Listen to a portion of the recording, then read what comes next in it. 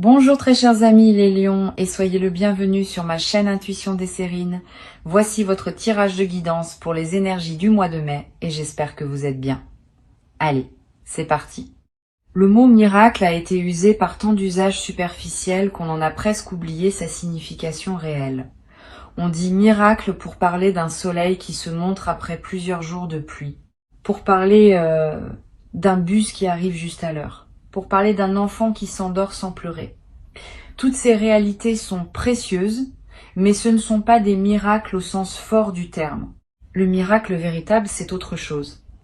C'est quand quelque chose se produit qui n'aurait pas dû se produire selon les lois apparentes qui régissent notre vie quotidienne. Quand une porte s'ouvre là où il n'y avait pas de porte, quand une solution apparaît dans une situation qui semblait sans issue, quand une rencontre se produit alors que toutes les probabilités étaient contre elle. C'est de cette catégorie-là que je veux te parler. Et c'est un miracle de cette qualité qui s'apprête à entrer dans ta vie. Avant d'aller plus loin, je veux te transmettre une compréhension importante. Les miracles véritables ne sont pas des accidents dans le tissu du réel. Ils ne sont pas des erreurs du système. Ils sont au contraire l'expression la plus précise du système lui-même, quand celui-ci fonctionne dans toute sa profondeur. Notre vie quotidienne nous habitue à un fonctionnement de surface, où les choses suivent les chemins prévisibles. Mais sous cette surface, il y a un fonctionnement plus profond, où des dynamiques moins visibles peuvent produire des résultats qui semblent surnaturels au regard des lois de surface. Les miracles sont l'irruption ponctuelle de ce fonctionnement plus profond dans notre quotidien. Ils ne contredisent pas la réalité. Ils la révèlent dans sa dimension la plus complète. Ce qui s'apprête à se produire pour toi appartient à cette catégorie. Ce ne sera pas seulement une bonne nouvelle. Ce sera quelque chose qui sortira du cadre de ce que tu pensais possible dans ta situation actuelle.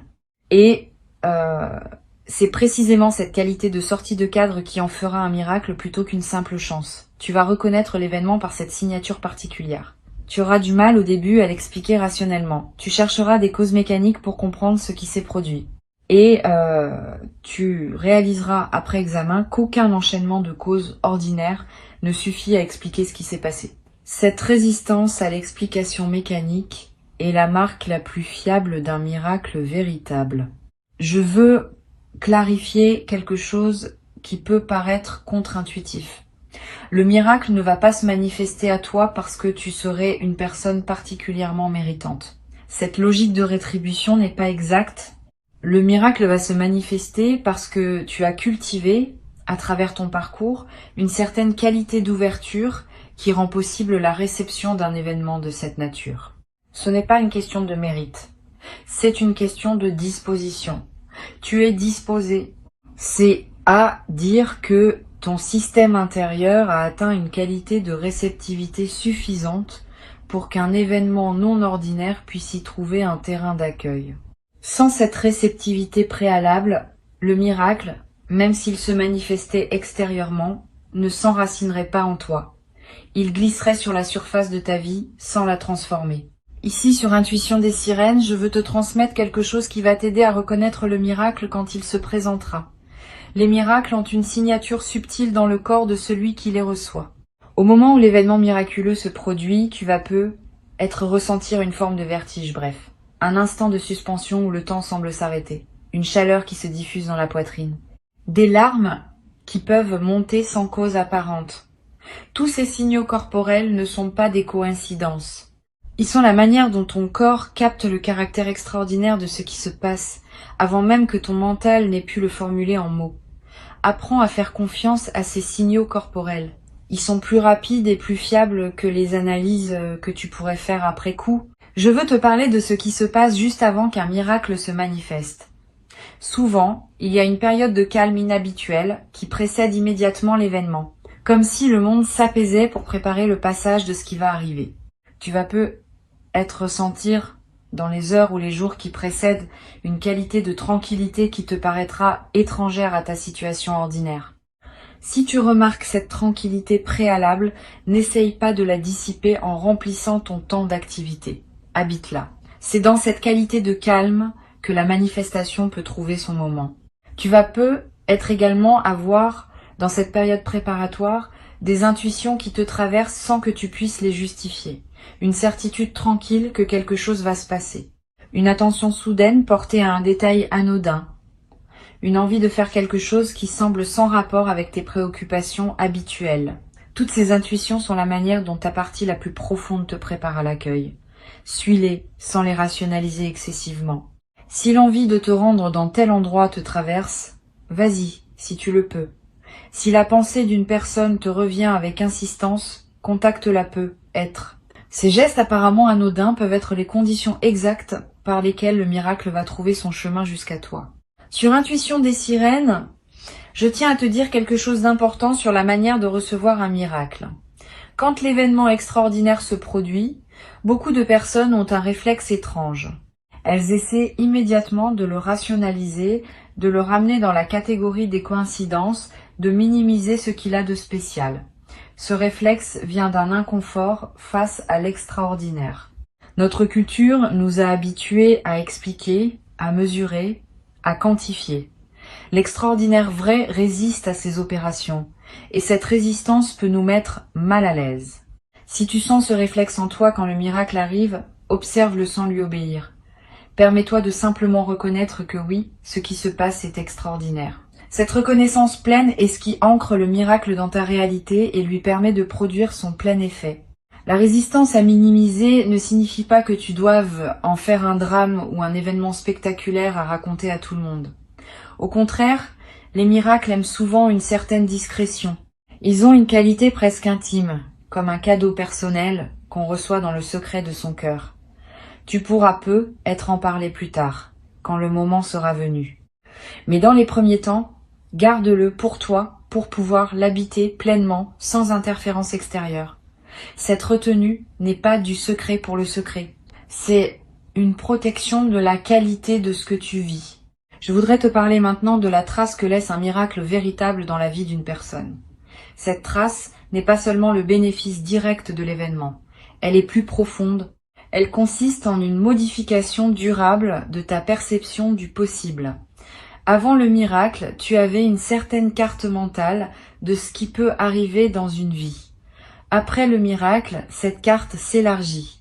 Tu sais désormais, par expérience directe, que des choses peuvent arriver qui dépassent ce que tu aurais imaginé. Cette connaissance ne s'efface plus. Elle reste avec toi pour le reste de ta vie. Et elle te sert chaque fois que tu te trouves face à des situations qui semblent sans issue. Tu peux te rappeler qu'au moins une fois dans ton parcours, l'extraordinaire s'est produit et cette mémoire te donne une confiance qui n'est plus naïve mais fondée. Tu vas être également remarqué après le miracle que ta sensibilité aux signes augmente.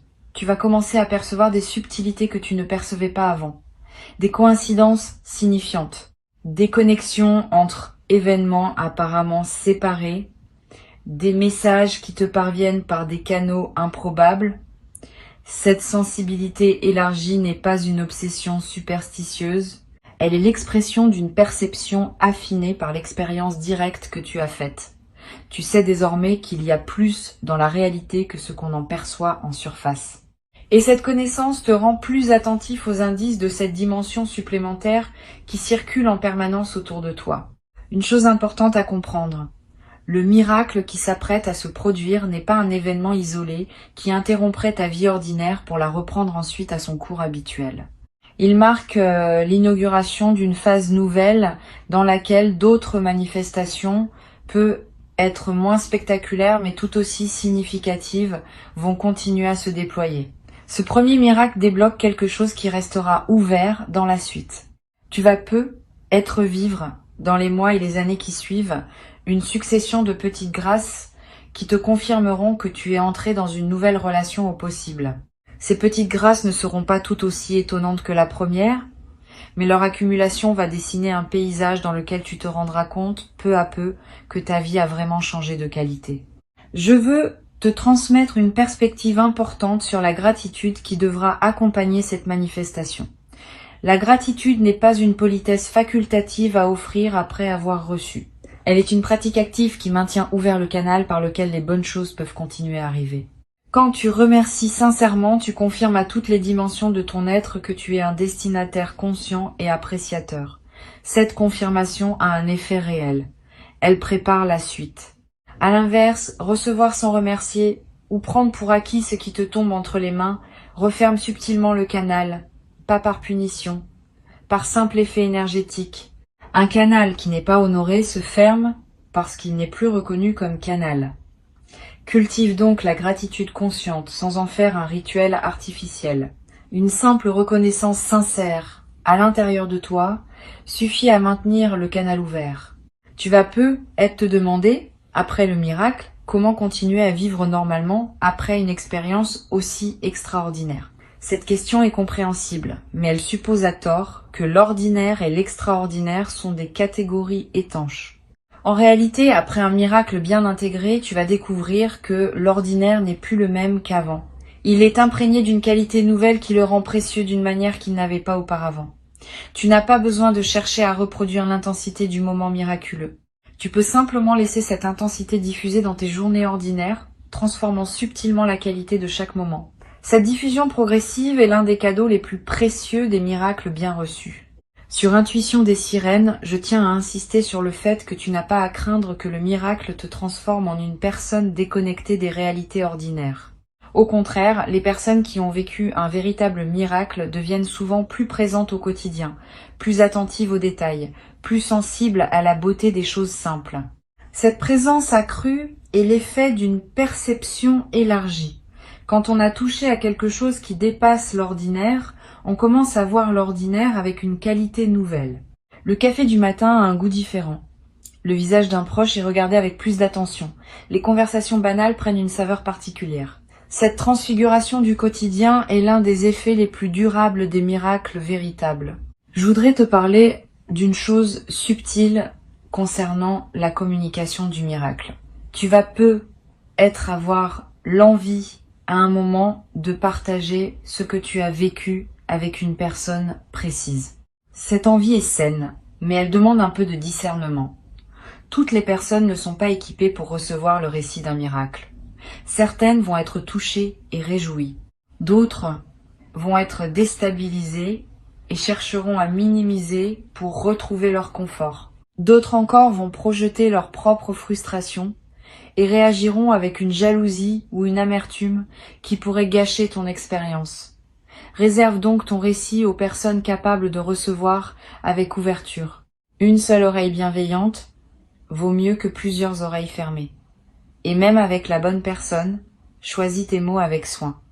Le miracle n'a pas besoin d'être démontré ou prouvé. Il peut simplement être nommé dans la simplicité de ce qui s'est passé. Tu vas peut-être également ressentir dans les jours qui suivent le besoin de marquer symboliquement ce qui s'est produit, un objet acheté pour te le rappeler, une note écrite pour fixer l'expérience, un geste posé qui dit symboliquement que tu reconnais la grâce reçue. Ces gestes de marquage ne sont pas accessoires. Ils ancrent l'événement dans ta réalité concrète et créent des points de référence auxquels tu pourras revenir mentalement. Plus tard, dans des moments où tu auras besoin de te rappeler que des choses extraordinaires peuvent arriver, ces marqueurs te serviront de porte vers la mémoire vive de ce que tu as vécu. Une dimension importante à laquelle tu peux être attentif concerne la manière dont le miracle va modifier ta perception de ton propre passé. Tu vas peut-être commencer à relire mentalement certains épisodes de ta vie sous un nouveau jour. Des moments qui semblaient absurdes vont prendre du sens. Des détours apparemment inutiles vont apparaître comme des préparations nécessaires. Des rencontres dont tu n'avais pas saisi la portée vont révéler leur place dans le tissu plus large de ton parcours. Cette relecture rétrospective n'est pas une rumination, c'est une réintégration. Elle te permet de faire la paix avec des aspects de ton passé qui te dérangeaient encore, en les replaçant dans une cohérence plus vaste qui n'apparaissait pas au moment où tu les vivais. Cette réintégration du passé libère une énergie considérable. Beaucoup de personnes traversent leur vie en portant le poids d'épisodes qui leur semblaient sans signification, ou injustes, ou absurdes. Quand un miracle survient et qu'il révèle une cohérence plus large, ces épisodes anciens reprennent leur place dans une trame qui leur donne sens. Et cette mise en sens libère l'énergie qui était utilisée pour porter le poids du non-sens. Tu vas peut-être ressentir dans les semaines qui suivent une légèreté nouvelle, une vitalité retrouvée. Cette transformation énergétique est l'un des effets les plus pratiques des miracles bien intégrés. Je veux te parler du rôle particulier que peut jouer le silence dans la période qui suit le miracle. Tu vas peut-être avoir besoin pendant quelques jours ou quelques semaines de plus de silence que d'habitude, moins de musique de fond, moins de conversations futiles, moins de bruit ambiant en général. Ce besoin de silence n'est pas un retrait du monde. C'est une nécessité d'intégration. Le silence permet à ce qui s'est passé de descendre dans les couches plus profondes de ton être. Honore ce besoin si tu le ressens. Aménage des plages de silence dans tes journées. Ces plages ne sont pas du temps perdu. Elles sont parmi les plus précieuses de cette période d'intégration. Tu vas peut-être également remarquer une qualité différente dans ton sommeil après le miracle. Plus profond peut être parce qu'une vigilance ancienne s'est relâchée, ou plus actif, avec des rêves plus présents qui prolongent l'intégration pendant la nuit. Les deux variantes sont normales. Si tu fais des rêves marquants, note-les si tu peux. Ils contiennent souvent des indications précieuses sur la suite à donner à ce que tu vis. Tu n'as pas besoin de les analyser intellectuellement. Le simple fait de les capturer leur donne un poids dans ta mémoire consciente, et tu pourras revenir à eux plus tard avec un éclairage nouveau. Une chose précieuse que tu vas développer après cette traversée est une nouvelle qualité de confiance dans la vie. Pas une confiance naïve qui ignore les difficultés. Une confiance fondée sur l'expérience directe que tu as faite. Tu sais désormais par toi-même que la vie peut surprendre. Que des choses peuvent arriver qui dépassent ce qu'on aurait osé espérer. Cette connaissance corporelle est plus solide que toute conviction intellectuelle. Elle t'accompagnera désormais dans toutes les phases de ton existence, te donnant une sérénité de fond même dans les moments de défi. Tu vas peut-être avoir, à certains moments dans les semaines qui suivent, l'envie de témoigner discrètement à des personnes qui traversent des moments difficiles. Tu pourras leur dire, sans grand discours, que des choses extraordinaires peuvent encore se produire. Ton simple témoignage pourra devenir, pour certaines de ces personnes, l'élément qui leur permet de garder espoir un peu plus longtemps. Tu deviendras à ton tour l'un de ces témoins du possible qui circulent dans le monde et qui maintiennent vivante l'idée que tout n'est pas figé d'avance. Ce rôle, sans en faire une mission grandiose, ajoutera une dimension de service silencieux à ta vie quotidienne. Sur cette chaîne, j'aime souligner que les miracles sont rarement des événements isolés. Ils ouvrent une porte qui reste ouverte. Et derrière cette porte, d'autres possibilités se déploient progressivement. Sois donc attentif à ce qui suit. Ne pense pas que tout se joue dans le moment central. Le moment central est l'inauguration. Ce qui suit est le déploiement. Et le déploiement promet d'être au moins aussi riche que le moment initial, parce qu'il s'inscrit dans la durée et accumule les significations à mesure qu'il avance. Cette continuité après l'événement est ce qui distingue les miracles véritables des éclats ponctuels qui ne laissent pas de traces durables. Je veux te transmettre une perspective importante sur l'humilité qui peut accompagner cette expérience. Pas une humilité diminuante qui te rabaisserait. Une humilité au sens vrai, qui consiste à reconnaître qu'on participe à des dynamiques qui nous dépassent. Tu n'es pas l'auteur du miracle.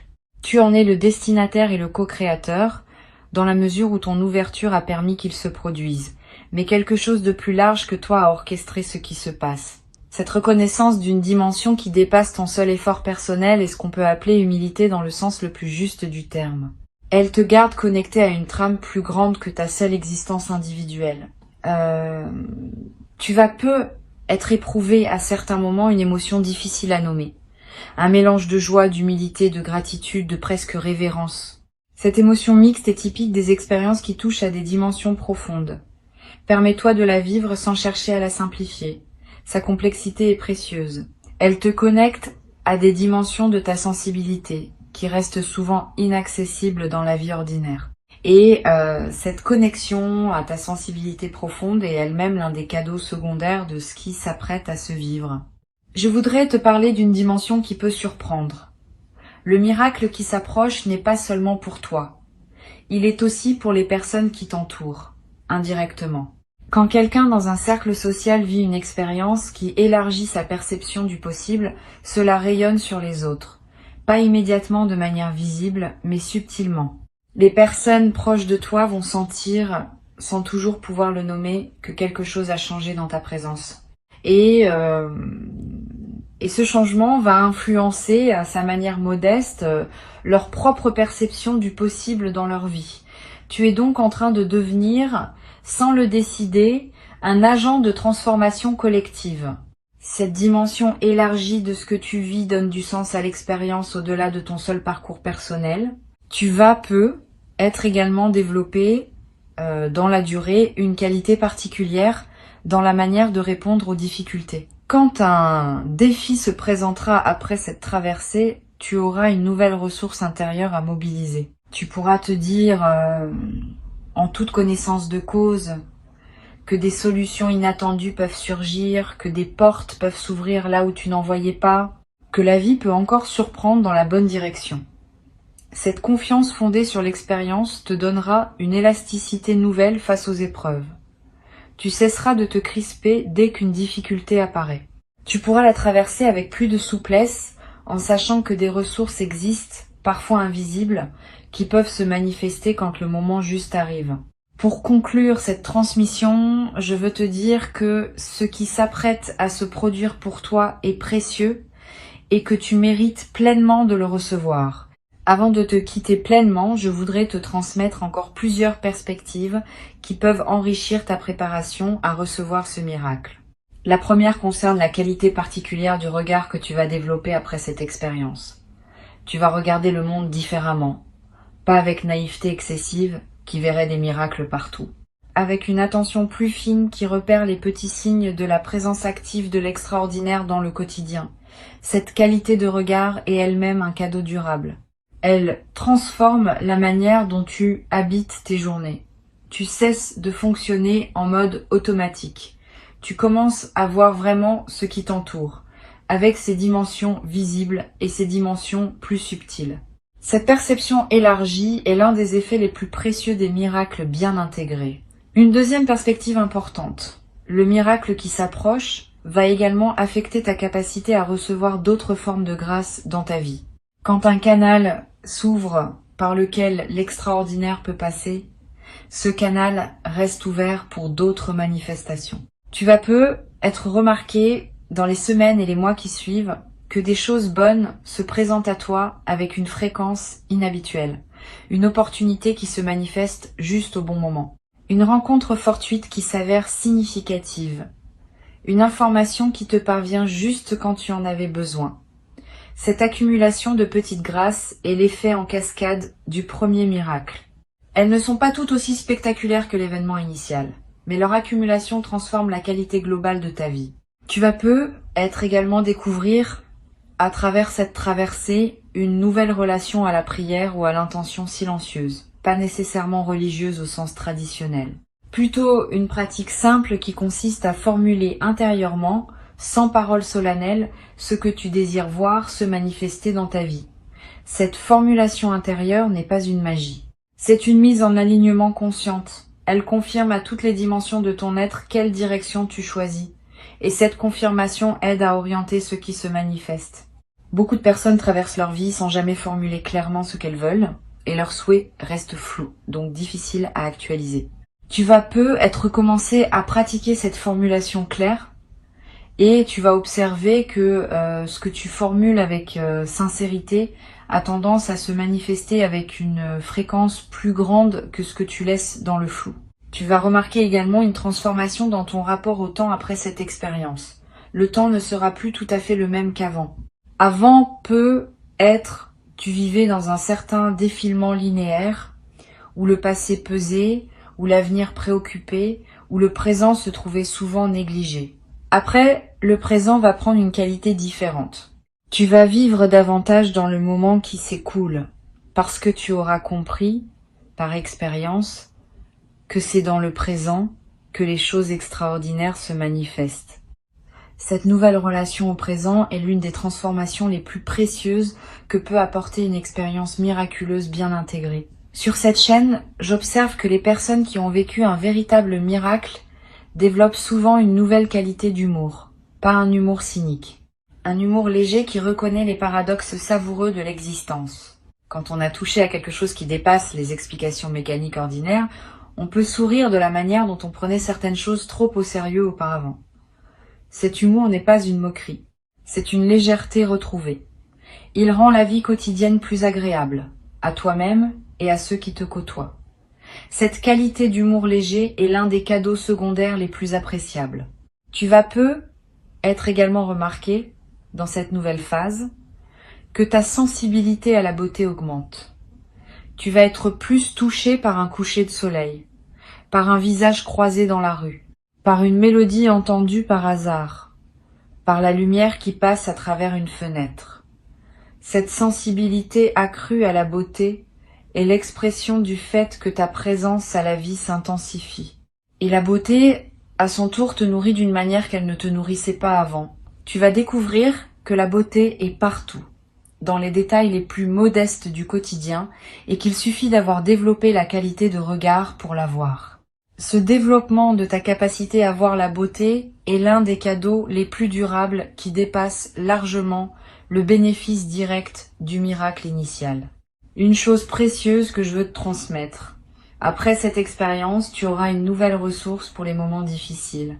Quand quelque chose te paraîtra sans issue, tu pourras revenir mentalement à l'expérience que tu as vécue et te rappeler que tu as déjà été surpris une fois par ce que la vie pouvait offrir. Cette mémoire fonctionnera comme une boussole intérieure dans les moments d'épreuve. Elle te dira sans parole que des solutions inattendues peuvent encore se présenter, que des portes peuvent encore s'ouvrir, que tout n'est pas joué d'avance. Cette boussole te servira pour le reste de ta vie. Elle est l'un des bénéfices les plus discrets, mais les plus essentiels de ce qui s'apprête à se vivre. Je voudrais te parler également de la responsabilité douce qui accompagne le fait d'avoir reçu un miracle. Quand on est destinataire d'une grâce, on devient en quelque sorte porteur d'une lumière qu'il s'agit de ne pas éteindre par négligence. Cette responsabilité ne te demande pas grand-chose.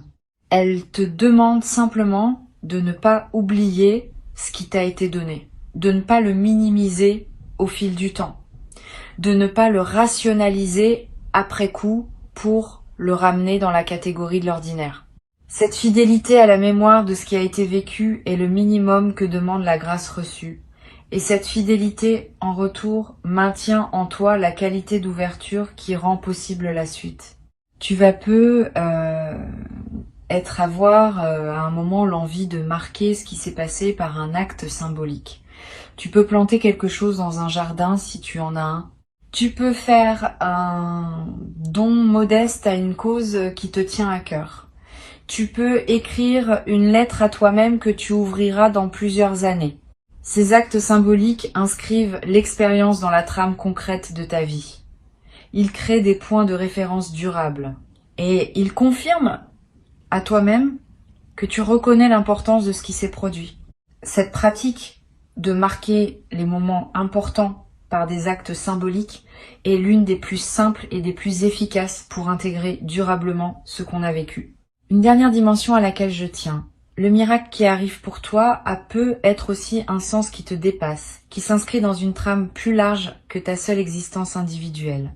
Tu pourrais devenir à terme un témoin discret pour d'autres personnes, un exemple silencieux que des choses extraordinaires sont possibles, sans avoir à devenir prédicateur de quoi que ce soit. Simplement par ta présence, par la qualité de ta vie après cette transformation, tu vas inspirer, sans le décider, certaines personnes autour de toi. Cette inspiration silencieuse est l'une des manières les plus douces par lesquelles le bien circule entre les êtres humains. Tu vas devenir, à ton tour, un de ces témoins que la vie utilise pour rappeler à d'autres que rien n'est définitivement figé.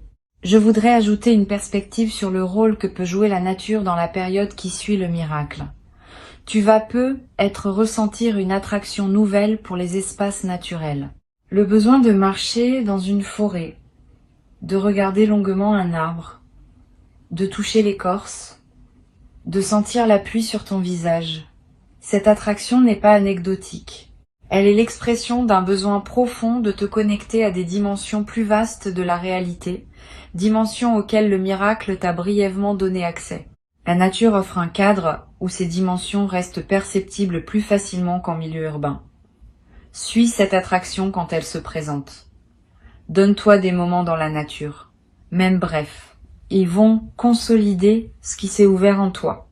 Ne te questionne pas sur cette dignité quand le moment viendra. Reçois simplement, avec la qualité de présence que tu as construite à travers tout ton parcours. Cette qualité de présence est ce qui te permet d'accueillir l'extraordinaire sans le déformer par tes anciens automatismes. Et cette qualité d'accueil est ce qui transforme un événement, même miraculeux, en bascule véritable dans ta vie. Tu es prêt. Le miracle est en chemin. Il porte exactement ce dont ta vie avait besoin pour entrer dans sa nouvelle phase. Reste ouvert, reste attentif. Et quand tu le verras se manifester, tu sauras que oui, c'est cela. Et cette reconnaissance immédiate sera elle-même le premier acte de ta nouvelle relation à un possible que tu n'avais peu. Être jamais cru pouvoir habiter dans ta propre existence. Garde ces mots avec toi pour les jours qui viennent. Reviens-y si tu en sens le besoin. Et avance avec confiance dans la direction de ce qui se prépare maintenant pour toi.